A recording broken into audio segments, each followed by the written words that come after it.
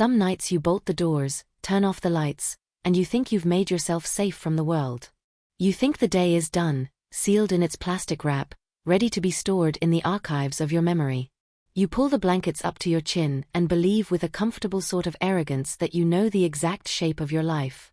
Then you hear a sound at 2 in the morning that doesn't belong. A sound that rips through the cotton wool silence of your suburban fortress. And you realize you don't know a goddamn thing. And the person who is about to teach you that lesson is the one you thought you knew best in the entire world before. I tell you what shattered the stillness of my home and my heart on that moonless Tuesday. I need you to do something for me. Down in the comments, tell me where you're watching from. I want to see how far this story travels. And while you're down there, go ahead and hammer that subscribe button and ring the bell because the journey we're about to take is raw. It's real, and you are not going to want to miss a single shocking turn. Now, let's go back. The clock on my nightstand glowed with the unforgiving numbers. 2:17 a.m. Not midnight owl territory. Not the respectable hour of the sleepless warrior. This was the dead zone. The hour of car accidents and frantic phone calls from emergency rooms. The air in my bedroom was thick and still, tasting of old books and the lavender sachet I kept tucked in my pillowcase. Outside, the Colorado wind was having a quiet conversation with the pines that lined my property. A soft conspiratorial shushing that was usually the only sound I heard after dark. That's when it came. It wasn't a knock. It was a desperate muffled thump against the front door downstairs. It was the sound of a body hitting wood. A heavy, defeated sound. It happened once, then twice. My heart, which had been peacefully slumbering, kicked itself into a gallop, a frantic drum beat against my ribs. My first thought was an animal, a deer, maybe disoriented and lost. My second, more primal thought was of a man drunk or dangerous, mistaking my house for another.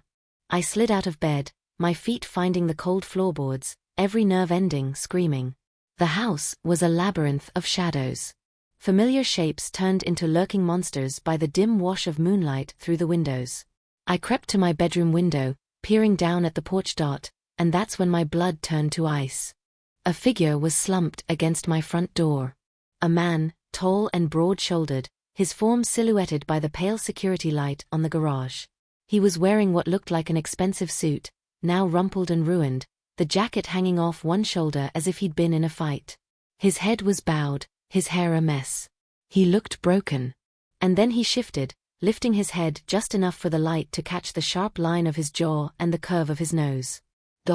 My breath hitched in my throat. It couldn't be. It was Leo, my son. My son, who lived 800 miles away in the glittering, soul-leading metropolis of San Francisco. My son, who was the vice president of some incomprehensible tech firm, who made more money in a month than I saw in a year, who lived in a glass box in the sky and only came home for precisely 48 hours every Christmas. Panic, hot and acidic, flooded my senses. I flew down the stairs, my bare feet slapping against the wood, my mind a chaotic slideshow of horrors. Had he been robbed? Attacked? Was he hurt? I fumbled with the deadbolt, my fingers clumsy and slick with sweat. The lock gave way with a heavy thunk and I threw the door open. He stumbled forward, nearly falling into my arms. The smell hit me first. Not alcohol as I'd feared, but the stale metallic scent of airplanes and old fear mingled with the faint expensive fragrance of a cologne I'd bought him for his 30th birthday. It smelled like cedar and regret. Lau. My voice was a choked whisper. He lifted his head and the face I saw was a grotesque caricature of my son's. His eyes, usually a bright, intelligent blue, were sunken and hollow, swimming in dark, bruised-looking circles. A 2-day stubble shadowed his gaunt cheeks. But the worst part was the emptiness. I looked into his eyes and saw nothing. A void. The light was gone. The man standing in my doorway looked like my son, but the ghost staring out from behind. His eyes was a complete stranger. "Mom," he breathed. And the single word was so freighted with exhaustion and pain that it buckled his knees. I caught him, my arms wrapping around his torso, shocked by how thin he felt beneath the fine wool of his jacket. He was trembling, a fine high-frequency tremor that vibrated through his whole body. "Oh my God, Leo, what is it? What happened?" I half dragged, half guided him inside, kicking the door shut behind us. I steered him toward the living room and lowered him onto the sofa, the one he and his father had spent an entire Saturday assembling years ago. He sank into the cushions like a stone. He didn't speak.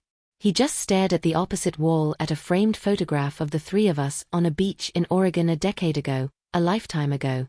His father, Michael, was laughing, his arms slung around a younger, happier Leo. I knelt in front of him, my hands on his knees, trying to force him to look at me. Leo, talk to me. Are you in trouble? Did someone hurt you? He slowly, deliberately turned his head and met my gaze. The emptiness was still there, but now there was something else swirling in the depths. Shame. A profound, soul-deep shame. I'm not in trouble, he said, his voice raspy as if he'd been screaming for hours. Not the way you mean. He ran a hand through his tangled hair, his fingers shaking. I think I ruined my life, Mom. The confession hung in the air between us, thick and poisonous. Ruined his life, my Leo, the golden boy, the one who had always succeeded, always excelled, always made us so impossibly proud. The idea was so alien, it felt like he was speaking a foreign language. I waited, my heart hammering for the other shoe to drop. Drugs, a woman, a crime. He took a deep, shuddering breath. I quit my job. I walked out. I left everything. The words were so simple, so mundane compared to the horrors I had imagined that for a moment I felt a dizzying rush of relief. That was it. He quit his job. But then I looked at him again. The hollow eyes, the bone-deep weariness, the aura of utter devastation that clung to him like a shroud. This wasn't a career change. This was a demolition. I packed a bag, he continued, his voice flat and detached as if he were recounting someone else's story. I took a cab to the airport. I bought a ticket for the first flight to Denver. I didn't even know if you'd be if the door would still. He trailed off, his gaze drifting back to the photograph on the wall. The ghost of a tear traced a path through the grime on his cheek. I felt a wave of maternal fury rise in my chest. Not at him, but at the invisible thing that had done this to him, that had hollowed out my son and left this shell in his place. Okay, I said, my voice steadier than I felt. Okay, you're here now. That's all that matters. You're home. I stood up and walked into the kitchen, my movement stiff and automatic. I needed to do something, anything, to feel normal. I filled the kettle with water and set it on the stove, the familiar click and hiss, a small anchor in the swirling chaos. He hadn't just quit his job, he had fled. He had run from his life as if it were a burning building. And he had run here. When I came back with 2 mugs of chamomile tea, he hadn't moved. He was staring at his hands, which were resting on his knees. They were the hands of a stranger, the nails bitten down to the quick, the knuckles raw and red. These weren't the smooth, confident hands that typed on keyboards and signed important documents. These were the hands of a man who had been trying to claw his way out of a cage. He took the mug I offered, his fingers wrapping around it as if for warmth, though the room was not cold. We sat in silence for a long time. The only sound, the quiet ticking of the grandfather clock in the hall. A sound that had measured out the peaceful, predictable rhythms of my life for 20 years now. It sounded like a bomb. It started about 6 months ago, he finally said, his voice barely a whisper. He didn't look at me, but at the steam coiling from his mug. This feeling like I was underwater. Everything was muffled. The colors were faded.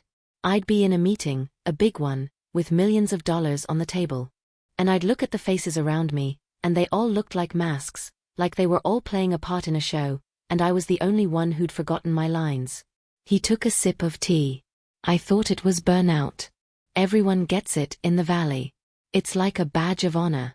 So, I did what you're supposed to do. I took a vacation.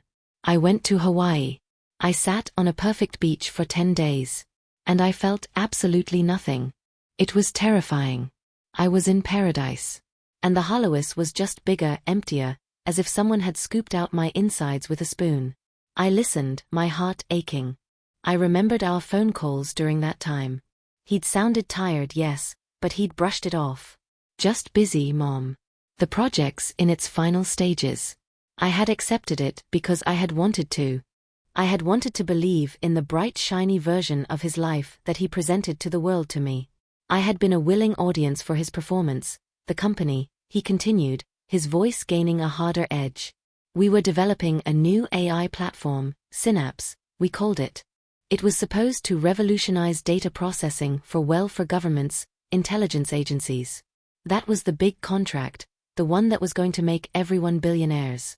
He let out a short, bitter laugh that sounded like breaking glass. It was brilliant. Scary brilliant. It could predict human behavior with about 90% accuracy. Not just buying habits, voting patterns, social unrest, individual breaking points. We fed it everything. Social media, financial records, medical histories, private messages, everything, all scraped and aggregated. The official line was that it was for national security to stop threats before they happened. He paused and finally looked at me. The shame was back, darker this time. But that wasn't the whole truth. We were building a weapon, a tool of control. We built a backdoor into it. A feature that would allow a user to subtly manipulate the information people received to shape their opinions, to nudge their behavior in a desired direction, to create a threat, not just predict one. It was a lie packaged as security. My stomach churned. This was the world he lived in. A world of shadows and algorithms. A world so far removed from my quiet life of gardening and book clubs that it might as well have been another planet. I knew it was wrong, he said, his voice cracking from the beginning. I remembered, Dad, he gestured vaguely at the photograph again. I remembered what he always said. The money doesn't matter, Leo. The title doesn't matter. What matters is when you look in the mirror, do you recognize the man looking back? Michael, my Michael, a high school history teacher who believed in truth and integrity with a fierce, unwavering passion. He had died of a heart attack 5 years ago, far too young, leaving a hole in our lives that was still raw and ragged. For a long time, Leo whispered, I didn't recognize him.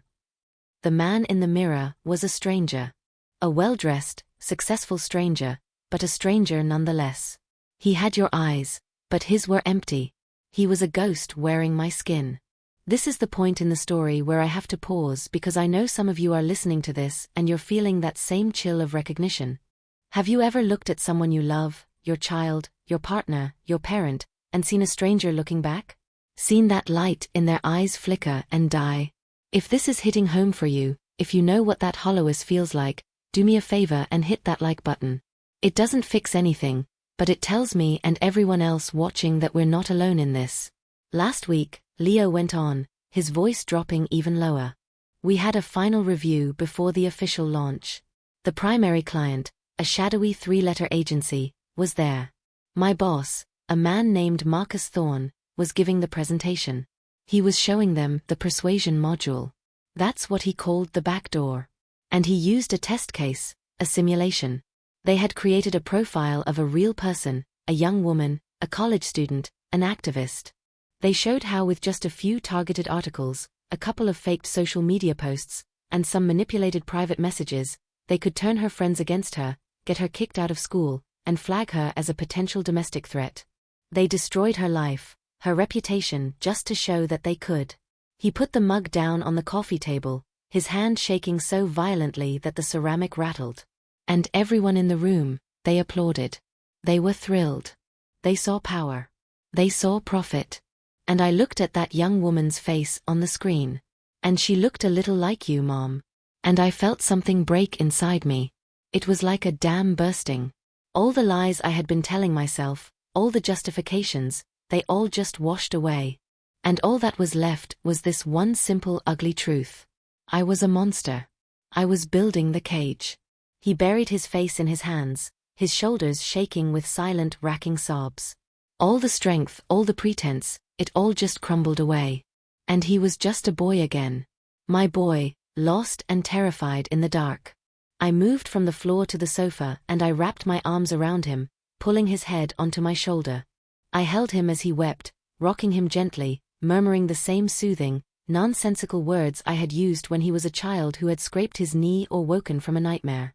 There in the pre-dawn gloom of my quiet living room, my son confessed his sins.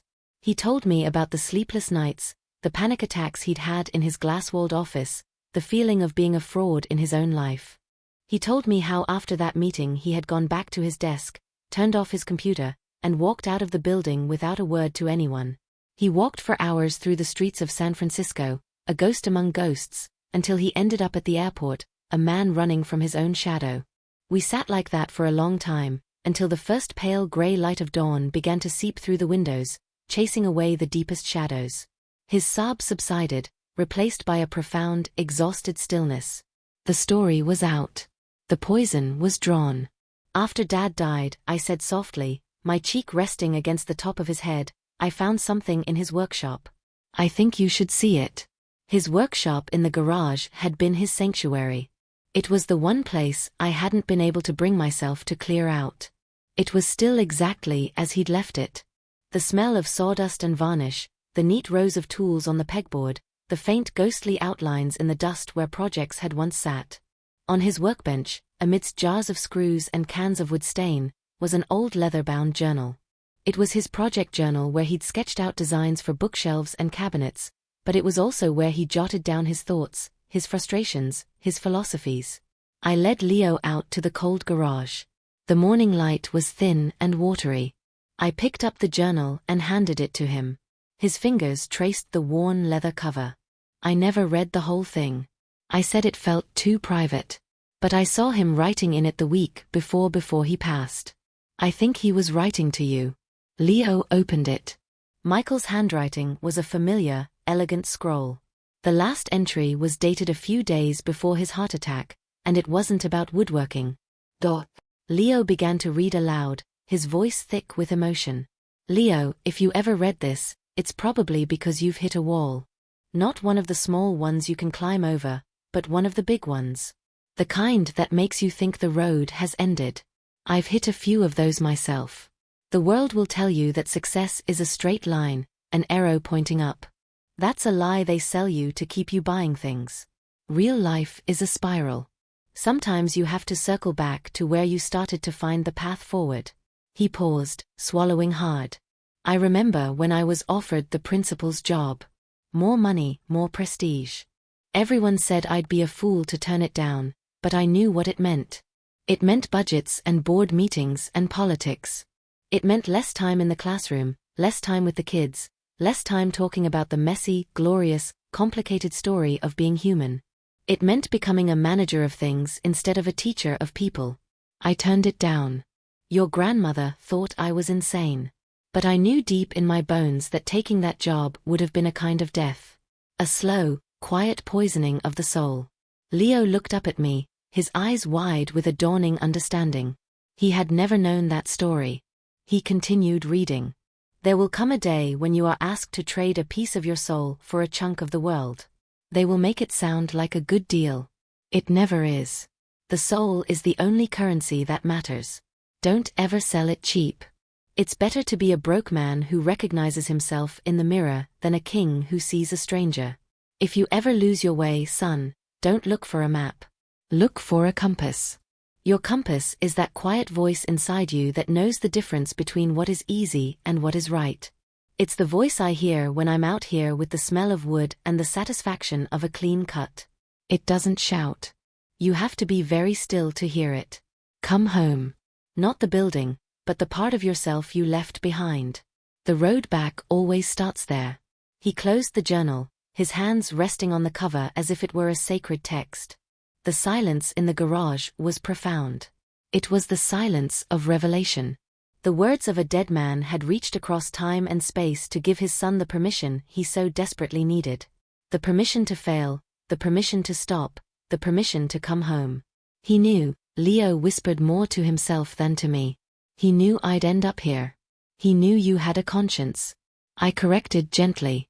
He knew he'd raised a man who couldn't live with a poisoned soul. We stood there as the sun rose higher, spilling golden light into the dusty garage, illuminating the dancing mows of sawdust like tiny glittering spirits.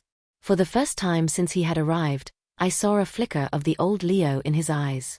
The emptiness was still there, but now it looked less like a void and more like a space waiting to be filled.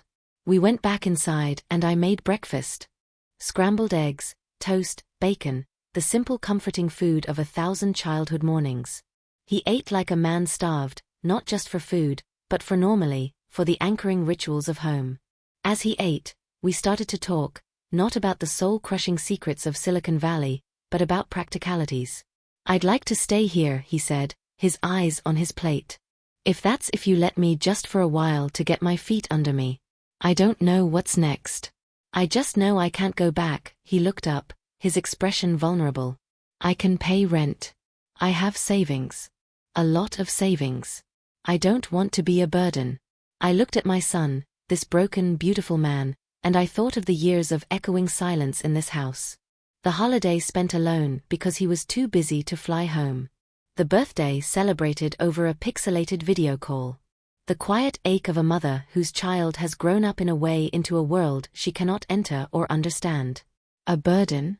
He was offering me the greatest gift I could imagine. "This is your home, Leo," I said, my voice firm. "You are never a burden here, but you're also not a guest. You're a 32-year-old man, so we're not going to do rent. We're going to be partners. We'll draw up a budget for the house expenses. You'll cover your share. You'll be in charge of the yard work, the gutters, and anything that requires a ladder.